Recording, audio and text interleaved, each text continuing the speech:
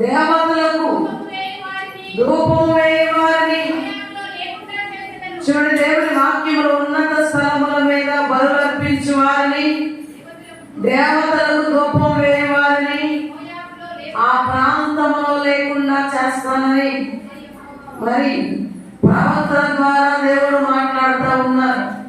దేవుని వాక్యాన్ని వింటున్న మనము మరి ఉన్నత స్థలాలు, ఉన్నత స్థితిని ఇచ్చిన దేవాది దేవుణ్ణి ఎలాగ ఆరాధించాలో, ఎలాగ జనపరచాలో, ఎలాగైనా మహిమపరచాలో మనం ఎరిగి ఉండాలి. లేకపోతే భయంకరమైన స్థితిని మనం దేవుని సన్నిధిలో పొందుకుంటాం. మనము చాలా ఇబ్బంది పడాల్సి వచ్చింది. దేవుడు తనకు కోపం వచ్చినప్పుడు, తనకు ఉగ్రత వచ్చినప్పుడు నువ్వు ఏడ్చినా, లేకుంటే నువ్వు నవ్వినా, నువ్వు ప్రార్థించినా ఆయన వినాలంటున్నాను.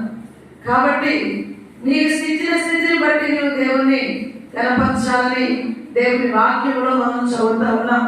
వాక్య భాగంలోనికి వెళ్దాం. పరిశుద్ధ లేఖనములో నుండి 2వ దినవృత్తాంతాల గ్రంథము 15వ అధ్యాయము 13వ వచనాన్ని మనం జ్ఞాపకం చేసుకుందామా? చదువు. ఆ దినమున 2వ దినవృత్తాంతాలు 1వ దినవృత్తాంతాల గ్రంథము 15వ అధ్యాయము 13వ వచనం. ఇంతకు ముందు మీరు ఇశ్రాయేలు దేవుడైన యెహోవా మందసమును మనము మన దేవుడైన యెహోవా యొక్క విధిని బట్టి విచారణ చేయకుండా చేతను ఆయన మనలో నాశనం కలుగజేసెను. కావున ఇప్పుడు మీరును మీ వారును మిమ్మల్ని మీరు ప్రతిష్ఠించుకొని నేను ఆ మందసమునకు సిద్ధపరిచిన స్థలమునకు దానిని తేవలెను. హల్లెలూయా. వాక్యాన్ని మనం చూస్తా ఉన్నాం. ఆయన మనలో నాశనము కలుగజేసెను అనే మాట మనం చదువుతా ఉన్నాం. అది ఎందుకు దేవుడు మాట్లాడుతూ ఉన్నారు? ఆ మాట ఎందుకు దేవుడు మాట్లాడతా మన ఇశ్రాయేలు ప్రజలకి మనసాన్ని గురించి వివరించారు. చిన్న ప్రార్థన తీసుకుని వాక్యంలోకి వెళ్దాం. మనం మహోన్నతుడా, మమ్మల్ని ఎంతగానో ప్రేమించిన మా ప్రేమ పరలోకపు తండ్రి, పాటల ద్వారా వాక్యంలో ప్రార్థనలో మీరు మాకు తోడుగా ఉన్నారు నాయన. ఇప్పుడు ప్రభుని సన్నిధానంలో నా తండ్రి సంఘానికి నాకు కావలసిన వర్తమానములు మీరు అనుగ్రహించండి. మీ రాష్ట్రాలలో చాటును మరుగు చేసుకుని నీ విలువైన మాటల ద్వారా ప్రభువా నాయన, నీ ఆధారమైన మాటల ద్వారా మాకు కావలసిన ఎన్నో నా తండ్రి మాటలు బలమునిచ్చేవిగా ఉండటం సహాయం చేయండి నాయన. మమ్మల్ని నడిపించి బలపరచండి. మీరు మాత్రమే మాట్లాడి మమ్మల్ని ప్రభువా నడిపించమని యేసు నామమును బట్టి అడిగి వేడుకుంటున్నాము తండ్రి. ఆమేన్. దేవుని వాక్యాన్ని చూస్తే చూడండి, ఇంతకు ముందు మీరు ఇశ్రాయేలు దేవుడే యెహోవా మందసమును మోయగా ఉండుట చేతను. చూడు, మోయగా ఉండుట చేతను. ఏం మోయలేదంట? ఏమా చెప్పాలి అందుకంటే ఏం మోయలేదు? యెహోవా మందసం. ఆ యొక్క మందసాన్ని మోయక చేత ఏం కలిగిందంట వాళ్ళకి? అక్కడ ఉంది అన్నమాట. ఆయన మనలో నాశనము కలుగజేసెను. మందసము దేవుని వాక్యంలో ఉండవలసింది ఎక్కడ? మందసం అంటే అసలు ఏమిటి? మందసం అంటే మనం చూస్తాము నిర్మాకాండంలోను మరి సంఖ్యాకాండంలోను మోషేతో దేవుడు తెలియపరిచిన రీతిగా మందసాన్ని దేవుడు ఎలా ఏర్పాటు చేశారో మనం లేవే కాండంలో చదువుతూ ఉంటాం. ఈ మందసాన్ని మనం జ్ఞాపకం చేస్తున్నప్పుడు ఈ యొక్క ఆత్మీయ సత్యం ఏమిటో తెలుసండి. మందస్సము అనగా నీ హృదయమే. మందస్సము అనగా నీ హృదయమే. అయితే నీ హృదయంలో ఏమి ఉండాలి అంటే దేవుని విలువైన ఆజ్ఞలో, దేవుని మాటలో, దేవుని మాటలు నీ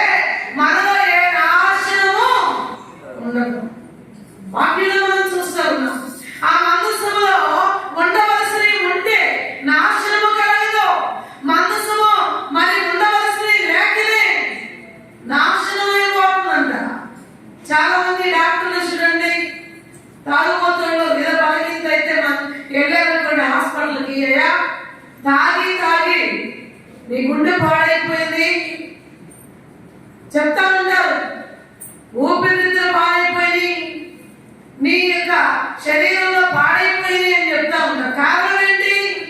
వారు పైకి బాగానే ఉన్నారు, పైకి బాగానే కనబడుతున్నారు, పైకి బాగానే ఉంటున్నారు, కానీ లోన లోన ఏముందంటే నాశనం అయిపోతున్నాయి. లోన అవయవాలు పాడైపోతూ ఉన్నాయి. కారణం ఏంటి? వాడు చేసిన చెడ్డ పనులు, వాడు చేసిన ఆ చెడ్డ పనుల ద్వారా లోన అవయవాలు పాడై నాశనం అయిపోతా ఉన్నాడు. ఇవాళ దేవుని ఎరిగిన బిడ్డలకు కూడా దేవుడు మాట్లాడే మాట ఏదో తెలుసా? మందసంలో ఉండవలసినవి ఉండకపోతే నాశనం అవుతాడు, భయంకరమైన అగ్నిలో పడతాడు, భయంకరమైనటువంటి శాపములు మీ మీదకి వస్తాయి. కాబట్టి మీరు చాలా జాగ్రత్తగా ఉండి మందసంలో ఏమి దాచుకోవాలో, మందసంలో ఏమి ఉండాలో, మందసంలో ఏమి ఉంచుకోవాలో మనము జ్ఞాపకం చేసుకోవాలండి. ఈ మందసాన్ని చాలా జాగ్రత్తగా చూడాలి. పాత నిబంధనలో మనం చూస్తాం ఎక్కువగా మందసం గురించి. ఈ మందసం అంటే పాత నిబంధనలో మరి భక్తులు తయారు చేసి దేవుడు చెప్పిన కఠినే వాడి రాతి పలకలతో ఆజ్ఞలు దేవుడు చెప్పిన మాటలు రాసి ఆ మందసంలో ఆ యొక్క రాతి పలకలు పెట్టి దాన్ని చాలా పవిత్రమైన స్థలంలో పెట్టారు. అప్పుడు దేవాలయాలు ఎలా ఉంటాయి అంటే ఆవరణము, పరిశుద్ధమైన స్థలము, అతి పరిశుద్ధమైన స్థలము. చూడండి, ఆవరణ, పరిశుద్ధమైన స్థలము, అతి పరిశుద్ధమైన స్థలము, ఇవి అప్పుడు మందిరంలో ఉండేవి. ఆవరణంలో ఉండవలసినవి కొన్ని, పరిశుద్ధ స్థలంలో ఉండవలసినవి కొన్ని, అతి పరిశుద్ధ స్థలంలో ఉండవలసినవి. ఆ మందసంలో ఉన్న దేవుడిచ్చిన విలువైన మాటలు, అవి యాజకుడు మాత్రమే దాన్ని తీసి ఆ మందసాన్ని ఆ యొక్క మరి దేవుడిచ్చిన ఆజ్ఞలు చదివి మళ్ళీ చక్కగా దాచి అతి పరిశుద్ధ స్థలం మీద ఉంచేవాడు. కాబట్టి దేవుని వాక్యాన్ని మనం విన్నప్పుడు రక్షించబడిన నీవు, మారు మనసు పొందిన నీవు, ప్రభు కొరకు ప్రభుని సొంత రక్షకునిగా అంగీకరించిన నీవు, నీ మందసమనే దేహాన్ని దేవుడిచ్చిన విలువైన మాటలు ఆ యొక్క మందసం పెట్టెలో దాస్తూ అనేకులకి తెలియపరుస్తూ, అనేకుల దగ్గర దేవుడిచ్చిన ఆజ్ఞలు కట్టడలు అనేకులకు తెలియపరుస్తా దేవుని మహిమపరచాలి. హల్లెలూయా. చాలా మంది ఈ మందసము, ఈ విలువైన మందసాన్ని పాడు చేసుకుంటూ ఉన్నారు, రక్షణ పొందుతున్నారు, కానీ వారు సరిగా స్థిరముగా ఉండే స్థితి కనబడతలేదు. చాలా మంది త్రొట్టిల్లుతూ ఉన్నారు. ఎందుకో తెలుసండి? ఆ యొక్క మందసంలో ఉండవలసిన దేవుని విలువైన మాటలను దాచుకోవడం లేదు, దాని ప్రకారం నడవడం లేదు, అది ఇంకొకరికి ప్రకటించడం లేదు, వాటిని తీసివేసుకుని నాశనం అవుతుందని దేవుని వాక్యంలో మనం చూస్తా ఉన్నాం. కనుక ఈ మందసాన్ని మనం బహు జాగ్రత్తగా వాడుకున్నప్పుడు, ఈ మందసంలో ఉన్న ప్రతి మాటని మనం జాగ్రత్తగా తీసుకున్నప్పుడు అది మన కుటుంబానికి, మన జీవితానికి చాలా ఆశీర్వాదకరంగా ఉంటుందని దేవుని వాక్యం సెలవిస్తా ఉంది. వాక్యాన్ని మనం చదివినట్లయితే చూడండి, పాత నిబంధనలో ఉన్న మందసాన్ని ఒకసారి మనం జ్ఞాపకం చేసుకుందాము. మొదటి సమయాల గ్రంథము 6వ అధ్యాయము 1-2 వచనాలు చదవమ్మా. యెహోవా మందసము 7 నెలలు. చూడండి, యెహోవా మందసం మీ తర్వాత చదవండి. యెహోవా మందసం అంట ఎవరి దగ్గర ఉండాలండి? ఇశ్రాయేలు ప్రజలను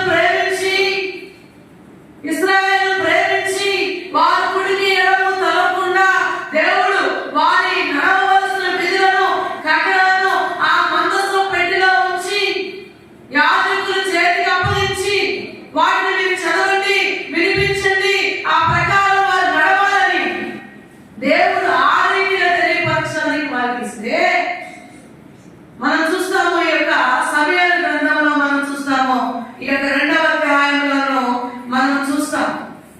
ఏలి పిల్లలు మరి ఆ మందసం విషయంలో మరి ఎంతగా ఇబ్బందులు పడి వారి జీవితాలు కోల్పోయారో, మరి ఆ మందసము ఎవరికి పట్టుబడిందో కూడా ఈ 2వ అధ్యాయంలో మనం చూస్తాము. శత్రువు చేతిలోకి వెళ్ళింది, శత్రువు చేతిలో వెళ్ళిపోయింది, శత్రువు చేతిలో వెళ్ళిపోయింది. ఏది పిల్లలు మరణించాడు. చూడండి, మందసం అనేది ఎక్కడ పోయిందంటే శత్రువు చేతిలోకి వెళ్ళి శత్రువు పురంలో ఉండిపోయింది. ఉంటే చూడండి, ఆ 6వ అధ్యాయం మొదటి భయంకరమైన శరీరంలో బాధ కలిగిన వారికి వారు అనుకున్నారు, అయ్యో ఏంటి పరిస్థితి, ఇది తీసుకెళ్ళి ఎక్కడ పెట్టారు తెలుసండి, మనసము రావారు గుడిలో పెట్టారు. వాక్యాన్ని మనం చూస్తున్నాం. అక్కడ ఒక గుడిలో వచ్చాడు, దాన్ని ఒక గుడిలో పెట్టారు. ఆ గుడిలో పెడితే ఆ గుడిలో ఏం చేస్తున్నా 5వ అధ్యాయంలో మనం చూస్తాం ఆ మాటలని. రావారు గుడిలో తీసుకెళ్లి శత్రువు ఆ రాత్రి ఆ గుడిలో పెడితే ఉదయానికల్లా దేవతంట ఈ మందసము మన దగ్గర బాగుపడి ఉందంట. వెళ్ళి వెళ్ళారు. అయ్యో ఏంటి ఈ దేవత బొమ్మ పడిపోయిందని మళ్ళీ చెప్పారు. మళ్ళీ 2వ రోజు మళ్ళీ పడిపోయింది. దాని యొక్క మెడవ శాఖ, మొండవ శాఖ, చేతులకు శాఖ ఉన్నాయి. ఎందుకు ఇలా జరుగుతుంది? ఏడు మందసం ఎక్కడ ఉండకూడదు, ఎక్కడ పడితే ఎక్కడ ఉండకూడదు. అది అతి పరిశుద్ధ స్థలంలోనే ఉండాలి. దాన్ని ఎవరు పడితే వాళ్ళు మోయకూడదు. ఎవరు మోయాలంటే యాజకుడు మాత్రమే మోయాలి. కానీ వీళ్ళు శత్రువు తీసుకుని పోయారు. శత్రువు తీసుకొని పోయి ఉండరాని స్థలాల్లో, ఉండకూడని స్థలాల్లో, ఒక దావోదు గుడిలో ఆ మందసాన్ని పెట్టినట్టుగా దేవుని వాక్యంలో మనం చూస్తున్నాం. అలా ఉండడం ద్వారా మనం చూస్తాం కదా, వాళ్ళందరికీ కూడా గడవలసిన 5:9 అంటాడు అక్కడ మనం చూస్తే. యెహోవా హస్తం వారికి మొద్దినప్పుడు రహస్య స్థలంలో గడ్డల వాళ్ళకి కలిగినని మనం చూస్తా ఉన్నాం. ఇంత భయంకరమైన స్థితి వాళ్ళ మీద దాడి చేసింది. వాక్యాన్ని గమనించండి. ఈరోజు దేవుని వాక్యం మీ దగ్గరకు విరివిగా వచ్చింది, విరివిగా వచ్చింది. నువ్వేం చేస్తున్నావండి? బాప్తిసాన్ని తీసుకున్నావు, ప్రభు కొరకు జీవిస్తా ఉన్నావు, ఉండకూడని స్థలాల్లో ఉంటున్నావు, జాగ్రత్త. వెళ్ళకూడని స్థలాల్లోకి వెళ్తున్నావు, జాగ్రత్త. అందుకే కీర్తనలు అంటాడు, పోదామని రావు నీ దగ్గరికి, ఎందుకు మీరు నాశనం అవుతున్నారంటే ఇదే కారణం. రక్షించబడి మారు మనసు పొంది బాప్తిసం తీసుకొని ఇవన్నీ పక్కన పెట్టేసి మీరు వెళ్ళకూడని ప్రాంతానికి వెళ్తా ఉన్నారు. నీ శరీర వాక్యం మనం కొరింథీయులకు రాసిన పత్రికలో మనం చదివితే నీ హృదయమే నా దేవాలయం, ఆయన దేవాలయం, ఆయన నివసించు ఆలయం. ఈ ఆలయాన్ని పాడు చేస్తే ఆయన అంటున్నాడు, నన్ను పాడు చేసిన వాడు నేను. కనుక మనం పాడవకుండా, నాశనము కాకుండా, శపించకుండా, ఏ విషయంలో నలిగిపోకుండా మనం బహుభక్తంగా ఉండాలి అంటే మనం చాలా దేవుని సన్నిధిలో క్రమము కలిగిన వారమై ఉండాలి. దేవుని కృపను పొందుకునే వారమై ఉండాలి. దేవుని వాక్యాన్ని హృదయం అనే పలక మీద రాసుకుంటూ నీ యొక్క మాటలు వింటాము ప్రభు అని ఆయనకు లోబడే వ్యక్తులుగా దేవుని సన్నిధిలో మనం కనబడాలని దేవుని వాక్యం సెలవిస్తా ఉంది. వాక్యాన్ని మనం చూసినప్పుడు ఈ యొక్క మందసం అంట, అయ్యో మా దగ్గర ఉంటే మాకు రహస్య స్థలాల్లో గడ్డలు కలుగుతున్నాయి, భయంకరమైన శోధనలు మాకు వస్తున్నాయి, దీన్ని ఎలాగో తీసుకెళ్ళాలి, మా దగ్గర నుండి దీన్ని తీసుకొని పోయి ఇస్రాయల్కి ఇచ్చేయాలి అని వారి ఆలోచన కలిగినప్పుడు చూడండి, చూస్తాం 6:7 ఒక కొత్త బండి చేయించారు. ఆ బండి మీద ఆ యొక్క మరి మందసాన్ని పెట్టారు. వాళ్ళకి ఆ మందసాన్ని తీసుకుని పోవడానికి సిద్ధపడ్డారు. మందసం మోయవలసింది ఏంటంటే బండి కాదు. చూడండి 2వ సమూయేలు గ్రంథంలో మనం చూస్తే 2వ సమూయేలు గ్రంథము 6వ అధ్యాయము 1 నుంచి కొన్ని వచనాలు మనం చూద్దాం. 30,000 మంది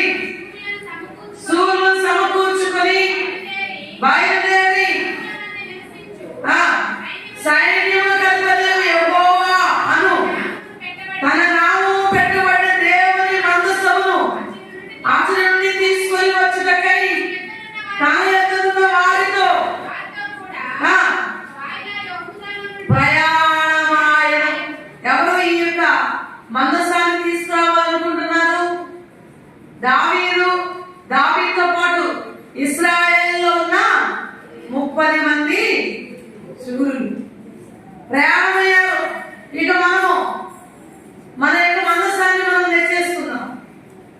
మనం తెచ్చుకున్నాం, రండి బయలుదేరండి అని చెప్పి సైన్యములకు అధిపతి యెహోవా మనసాన్ని మనం తెచ్చుకున్నాం, బయలుదేరండి అని చెప్పి కొంతమంది బలమైన వాళ్ళని తీసుకొని బయలుదేరుతా ఉన్నాడు. మనసం మోయటానికి బలమైన వాడు వదిలిపెడతారా? చెప్పండి. దేవుడికి కావాల్సిన బలమైన వాళ్ళ, శరీర బలమైన వాళ్ళు కాదు, అందగాలా కాదు, ఆస్తి కావాలా కాదు. వింటున్నా వాక్యాన్ని? నీ అందమో నీ బలమో దేవుడికి అవసరం లేదు. ఎవరు కావాలి పోయటానికి? వీళ్ళైతే ఏం చేశారో చదవని తర్వాత 3 చదువుతామా. క్రొత్త బండి మీద ఎక్కించి అభినాదాబు యొక్క ఇంటిలో నుండి తీసుకుని రాగా అభినాదాబు ఉజ్జాయిను చూడండి, మీరు బండి ఒకటి కట్టుకున్నారు, కొత్త బండి నేర్చుకున్నారు. దేని పోయడానికి? దేని పోయడానికండి? నువ్వు కూడా దేవుడి వాక్యాన్ని నువ్వు మోసుకోవాలి. దేవుడి వాక్యాన్ని నీ హృదయంలో దాచుకోవాలి. దేవుడి వాక్యాన్ని ఇతరులకు పంచాలి. దేవుడి వాక్యం ద్వారా నువ్వు నేర్చుకోవాలి. ఇది నాకు కాదులే, పక్కన కొత్తవాడు వచ్చాడుగా. చాలా మంది ఒక మాట చెప్తుంటారు, ఏంటమ్మా పాడవు అంటే కొత్తవాడు పాడతారు. ఏంటమ్మా నువ్వు చదవు, కొత్తవాడు చదువుతారు. గమనించండి, దేవుడు నివసించాలని దగ్గరకు వచ్చాడు. నువ్వు క్రొత్త వారితో పోల్చుకుని నిన్ను నువ్వు పోగొట్టుకుంటున్నావు. వేరే వాళ్ళకి సమయం ఇచ్చి నీవు దేవుడికి దూరం అవుతున్నావు. చూడండి, వీళ్ళు క్రొత్త బండినప్పుడు జయించారంట, దాన్ని తోలుకుంటా వెళ్తా ఉన్నారు. ఎలా తోలుతా ఉన్నారు? చదువమ్మా. దావీదును ఇశ్రాయేలీయులందరూ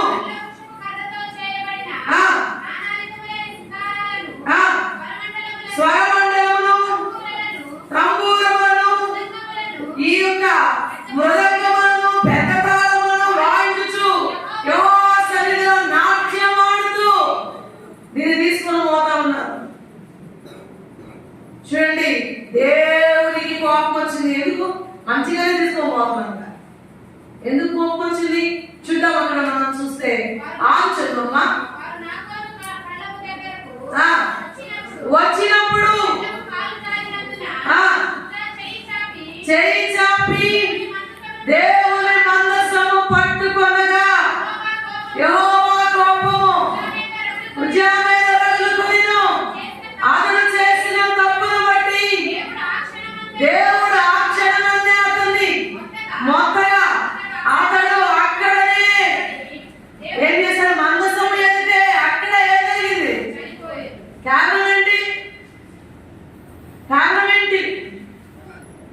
కొత్త బండి మీద పెట్టుకున్నారు, వాయిద్యాలు వాయించుకుంటున్నారు, చక్కగా దాన్ని తీసుకుని పోతున్నారు. దావీదుపురానికి తీసుకుని పోతా ఉన్నప్పుడు ఎందుకంటే కాలు జారింది. కాలు జారి అది పడబోతా ఉంది. ఆ యొక్క బండి మీద పెట్టిన ఆ యొక్క మనసు పెట్ట ఇట్లా ఒరిగింది. దాన్ని పడబోతుందని గవ్వా ఈ ఉజ్జా పట్టుకోబోయాడు. పట్టుకోబోయే దేవుడికి ఏమొచ్చేస్తుంది? కోపం వచ్చేసింది. పడబోయేదాన్ని పట్టుకుంటే కోపం ఎందుకండి? ఒకసారి ఆలోచించండి. ఎందుకు కోపం అంటే అది యాజకుడు మాత్రమే పట్టుకోవాలి, మోయాలి. ఎవరు పడితే వాడు పట్టుకోకూడదు. చాలా సార్లు ఎవరు ఏం చేయాలో అదే చేయాలి. దేవుడు ఏం చేయమన్నాడు ఆ పని చేయాలి. దేవుడు నీకు ఏ పని ఏ స్థితిని ఇచ్చాడో ఆ స్థితిలో నువ్వు ఉండాలి. కానీ మనం ఏం చేస్తాం తెలుసా? చాలా ఆశలు, చాలా ఆలోచనలు ఉంటాం. ఉన్నదాన్ని సరిగా ఉండము, చేసేదాన్ని సక్రమంగా చేయము, ఏదో ఆలోచించి ఉన్నది కూడా పోగొట్టుకుంటాం. ఆ యొక్క మనసాన్ని పట్టుకోబోయాడు. దేవునికి కోపం వచ్చేసింది. ఎప్పుడైతే దేవునికి కోపం వచ్చిన తర్వాత చదవండి అవన్నీ కోపం వచ్చేసిందో దావీదుకు భయం వచ్చేసింది. ఏంటి, మంచి వాయిద్యాలతోనే వస్తున్నాం కదా, మేము నాట్యంతోనే వస్తున్నాం కదా, వామ్మో ఈ మందస్థాన్ని నేను నా పొలాన్ని తీసుకెళ్ళి నా ఇంట్లో పెట్టుకోవాలనుకున్నాను, వామ్మో ఇలా జరిగింది నేను భయం వేసింది. అయితే దాన్ని ఎక్కడ తిప్పారండి? వాక్యాన్ని మనం చదివినట్టయితే 11 చదవమ్మా. యెహోవా మందసము 10 దగ్గర నుంచి యెహోవా మందసము దావీదు పురములోనికి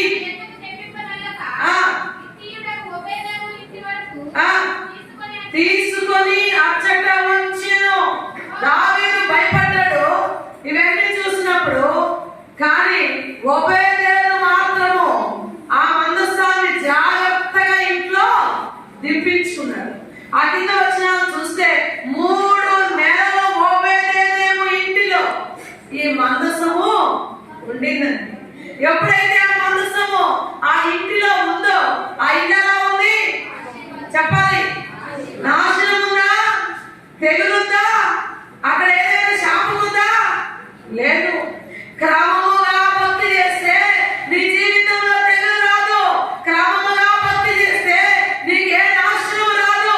వాక్యంలో దావీదు కీర్తన 91వ అధ్యాయంలో చూస్తాము. నీ గుడారానికి ఏ తెగులు సమీపించదు. ఎందుకు సమీపించదండి? నీ గుడారంలో ఏముంది? నీ గుడారంలో దేవుని మాటలు ఉన్నాయి. నీ గుడారంలో వాక్యం ఉంది. నిద్రపోయే వాళ్ళకి చెప్పండి లేపి, రే అబ్బాయి నీ గుడారంలో ఏముంది? నాశనమా మాటల? దేవుని మాటలు ఉంటే నువ్వు ఆశీర్వదించబడతావు. నశించిపోతే నీవు నీ కుటుంబం అంతా పాడైపోయింది నాయన. కాబట్టి నీవు దేవుని యొక్క మందసమును దేవుని వాక్యాన్ని నువ్వు చేర్చుకో. నువ్వు దేవుని వాక్యాన్ని చేర్చుకో, దీవించబడతావు.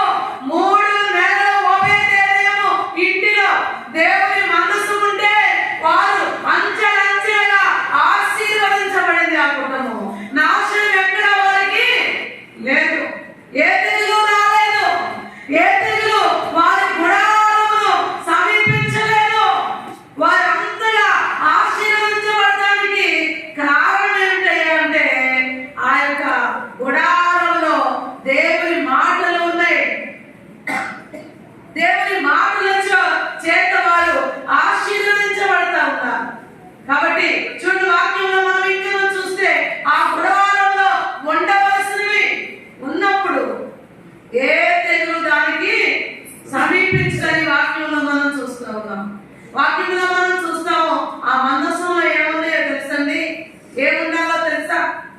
ఏముండాలో వాటి నుంచా మందసంలో ఉన్నాయంట చిగురించే అహరోను కర్ర ఉండాలి. ఒకసారి నేను చెప్పాను. రెండవది బంగారపు మన్నా పాత్ర. మూడవది చెప్తారా? ఏదమ్మా? రాతి పలకలు. రాతి పలకలు. చిగురించే జీవితం నీకు ఉండాలంటే దేవుని యొక్క మరి ఆత్మీయమైన భోజనం మన్నా పాత్ర ఇది నీకు అవసరము. దేవుని వాక్యం నీకు అవసరము. ఎందుకు నీ జీవితంలో నువ్వు చిగురించడం లేదు? దావీదు అంతకంతకి ఆశీర్వదించబడటానికి దేవుని వాక్యాన్ని విన్నాడు, దేవుని చేర్చుకున్నాడు. సౌలు కంటే నెమ్మది కలిగిన వాడే ఉన్నాడు. తరుగుతున్నప్పుడుకైనా దేవుని వైపు చూస్తున్నాడు.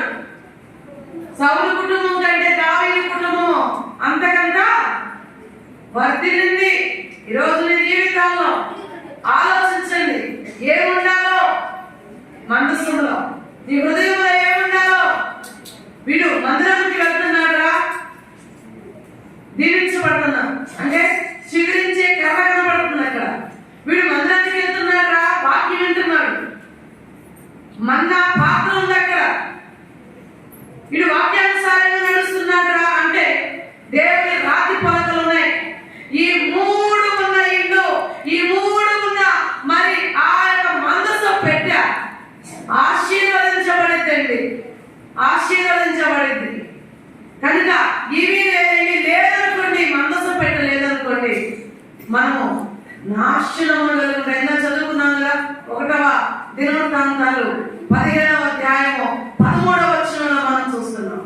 ఇవాళ సంఘాల్లో ఇవి కనబడతలేదు, చిగురించే జీవితం కనబడతలేదు. మందిరానికి వస్తున్నాము కానీ మాకు ఆశీర్వాదం లేదు, మందిరానికి వస్తున్నాము కానీ మాకు దీవెన లేదు, మందిరానికి వస్తున్నాము కానీ మేము వర్తిల్లట్లేదు. ఎందుకు వర్తిల్లట్లేదు? మీరు కారణం ఏమైంది? మిమ్మల్ని మీరు ప్రశ్నించుకున్నారా? వర్తిల్లాలి అంటే నీవు దేవుని వాక్యాన్ని వినాలి, దాని ప్రకారము నడవాలి. లేకుంటే అది శత్రువు చేతికి వెళ్ళింది. దేవుని వాక్యంలో మనం చూస్తా ఉన్నాం 3 రకాలుగా మరి శత్రువు. ఒకసారేమో శత్రువు దొరికిపోయింది. ఈ మంద మరి కలిగిన ఈ యొక్క మందసము శత్రువు చేతికి వెళ్ళిపోయింది. మనం కూడా శత్రువుకు అప్పగించకూడదు. రెండవదిగా మనం చూస్తే బానిసగా బతకూడదు. చాలా మంది బానిసలుగా ఉంటున్నారు. ఈ యొక్క పెట్టె తీసుకుని ఎక్కడ పెట్టారండి? ఎక్కడ పెట్టారు? శత్రువు ఈ పెట్టెని, ఈ యొక్క మందసం పెట్టెని తీసుకెళ్ళి ఎక్కడ పెట్టారు? దాగోగుడిలో. ఇవాళ మనం కూడా దేవుని వాక్యానికి, అందుకే అన్నాడు మత్తయి సువార్తలో, ఈ ముత్యములను పందుల దగ్గర వేయమంటారు. పందుల దగ్గర వేయద్దండి. ఎవరండి పందులు? ఒకసారి ఒప్పుకున్నామా? ఎవరు పందులు? చెప్పలేదమ్మా. విని గ్రహించేవాళ్ళ, విన్న గ్రహించేవాళ్ళ? ఎవరైనా కానీ 12 ఒప్పుకుంటారా? నువ్వే 10 సార్లు 10 అంటారు. ఎవరు ఒప్పుకుంటారు కదా? కానీ వాక్యం నిన్ను హెచ్చరిస్తావు. ఏమంటావు తెలుసా? నీవు వాక్యాన్ని విని గ్రహించకపోతే పంది, కుక్క, ఇవన్నీ ఉన్నాయి బైబిల్లో. అంటే నీచమైనది అంతా. ఏది విలువైందని నా ముందే ఏం చేస్తుందో. కాబట్టి నీవు అలాంటి జీవితాన్ని కలిగి ఉండకూడదనే దేవుడు నీకు విలువైన స్థితిని దేవుడు కలుగు చేశాడు. నీవు నేను జ్ఞాపకం చేసుకొని దేవుని సన్నిధిలో మనము ఆశీర్వదించబడాలని ఆయన ఇష్టమైంది. వాక్యంలో మనం చూస్తే యోనా దగ్గరికి వెళ్తే, యోనా గ్రంథంలో 1వ అధ్యాయానికి వెళ్తే, యోనా ద్వారా ఎవరికైనా నమ్మదుందా? ఇవాళ వాక్యాన్ని కలిగిన నీవు మందసం అనే నీవు నీ యొక్క మందసపు పెట్టిలో దేవుని మాటలు నీ యొక్క హృదయంలో దాచుకుంటే, అవి దాని ప్రకారం నడిస్తే, చిగురించిన జీవితం నీలోనికి వస్తే అది ఇంకొకటి ఆశీర్వాదకరంగా మార్చబడుతుంది. ఇంకొకటి ఆశీర్వాదకరంగా మార్చబడుతుంది. యోనా దేవుడు చెప్పాడు, అబ్బాయి పలానా చోటుకు వెళ్ళు, వాక్యాన్ని బోధించు అని. వెళ్ళాడు పాపం, ప్రయత్నించాడు, వెళ్ళడానికి చాలా దూరం వెళ్ళాడు పాపం. కానీ అక్కడికి వెళ్ళి మనసు మార్చుకున్నాడు. అక్కడికి వెళ్తే చాలా మరి బాధపడాల్సి వచ్చింది. అక్కడ ఉన్నవాడు మంచివాడు కదంట అని ఇంకొక వైపుకి టికెట్ తీసుకొని వెళ్ళిపోయాడు. దేవుడు చూస్తున్నాడండి. ఆ యోనా చేయడం ద్వారా సముద్రానికి శ్రమ, ఆ యోనా చేయడం ద్వారా సముద్రంలో ఉన్న జనానికి శ్రమ, పడవకి శ్రమ, అతని వల్ల తిమింగలానికి శ్రమ, అందరూ ఇబ్బందులు పడ్డారు. యోనా వల్ల ఎవరు నెమ్మది? అందరికీ కలవరం వచ్చేస్తుంది. పడవ నాయకుడికి కలవరము, పడవలో ప్రయాణిస్తున్న వారికి కలవరము. ఏమో తిమింగలం ఎన్ని రోజులు దోపుస్తుంది? ఎన్ని రోజులు? 3 రోజులు నోకేసింది అన్నపానం చేయడానికి. నా బిడ్డ జాగ్రత్త చూసుకుని దేవుడు ఆజ్ఞాపించాడు. దానికి కలవరము. ఏదైనా మనం అన్నం అడగకుండా ఒక మెతిగా ఎంత మెతిగా మన కడుపులో ఉంటే అడగకుండా ఎక్కడ మనకి కక్కిందాకా ఇబ్బందిగానే ఉంది. దాన్ని కక్కిందాకా ఇబ్బందిగానే ఉంటుంది. మరి ఎంత మనిషి 70 కేజీల మనిషిని మింగిలం ఎలా ప్రశాంతంగా ఉండదు? ఎంత ఆయన చేసిన చిన్న తప్పుకి దేవుడు చెప్పిన మాటను వినలేదు. కాబట్టి సముద్రము, జనములు, తిమింగలము, ఆ యొక్క పడవ అంత అల్లకల్లోలం అయిపోయింది. దేవుని వాక్యం నీలో లేకపోతే, నీవు మందస్థంగా ఉండకపోతే, దేవుని వాక్య ప్రకారం జీవించకపోతే నీ కుటుంబం అంతా కలవరం చెందింది. అందుకే అంటున్నాడు, నువ్వు నాశనం అవ్వడం నాకు ఇష్టం. మళ్ళీ నేను మీ కొరకు సిద్ధపరిచాను, అక్కడ తీసుకుని రండి. చదువుతారా మాట? చదువుదామా? 1వ దినవృత్తాంతాలు 15వ అధ్యాయము 13వ వచనం.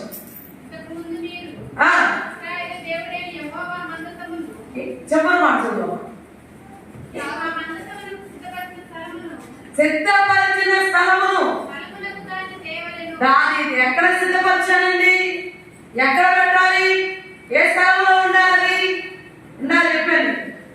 ఏ స్థలంలో ఉండాలి? అతి పరిశుద్ధ స్థలము. ఏ స్థలంలో ఉండాలి? ఆ స్థలంలో సిద్ధపరచండి. ఆశీర్వాదాలు పొందుకోండి. లేకపోతే మీరు నాశనం కలిగింది. అది ఉండవలసిన స్థలంలో ఉంచాలి, అది చేర్చవలసిన స్థలంలో చేర్చాలి. లేకపోతే రహస్య స్థలంలో నీకు భయంకరమైన ఇబ్బందులు దేవుని వాక్యంలో మనం చదువుతా ఉన్నాం. కనుక వాక్యాన్ని గమనించండి. ఇది దేవుడు అతి పరిశుద్ధ స్థలంగా నిన్ను నన్ను ఆయన రక్తం ఇచ్చి మనల్ని పవిత్రపరచుకొని అతి పరిశుద్ధ స్థలంగా మనం చేసుకున్నాం. ఇప్పుడు మన చూపు, మన తలంపు, మన నడక అన్ని పవిత్రముగా ఉన్నప్పుడు, ఆ వాక్యాన్ని మన హృదయంలో దాచుకున్నప్పుడు మనము అంతకంత వర్ధిల్లి దేవుని కృపను పొందుకుంటాం. అందుకని మనం ఈ యొక్క మందసమును, ఈ వాక్యాన్ని చేర్చుకోవాలంటే మనం ఏం చేయాలో తెలుసండి? ముందు మనము దేవునికి అర్పించుకోవాలి. దేవునికి అర్పించుకున్నట్లయితే మనం ఆ మందసాన్ని దాచుకోగలుగుతాం. సరైన అర్పణగా మనం అర్పించుకోవాలి. చూడండి, రోమీయులకు రాసిన పత్రిక 12వ అధ్యాయము 1వ వచనాన్ని ఒకసారి జ్ఞాపకం చేసుకుందాం.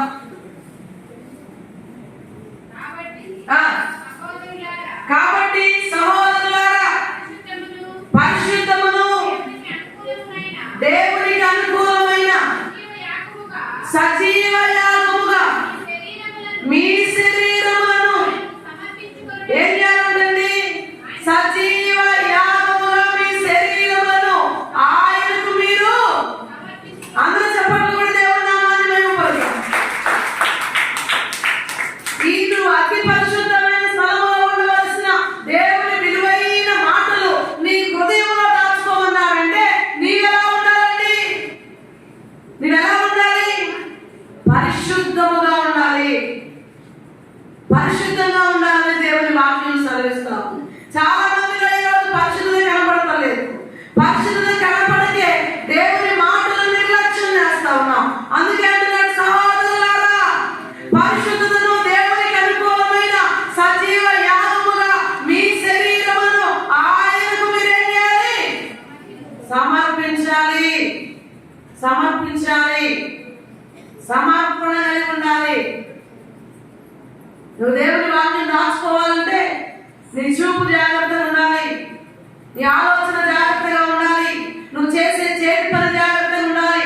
అన్యాయంగా, అక్రమంగా దేవునికి వ్యతిరేకమైన పనులు చేస్తే అక్కడ దేవుని వాక్యం నిలబడదు.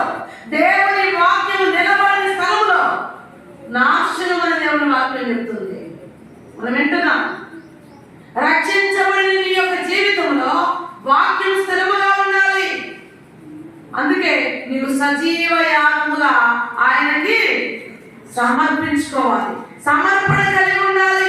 అయితే దేవుని వాక్యంలో మనం చూస్తాము, దానియేలు గ్రంథంలో దానియేలు ఎవరి కాలంలోనే ఉండి అలాగనే దేవునికి సజీవ యాగమైన వాడుగా ఎవరి కాలంలోనే అప్పగించుకున్నాడు.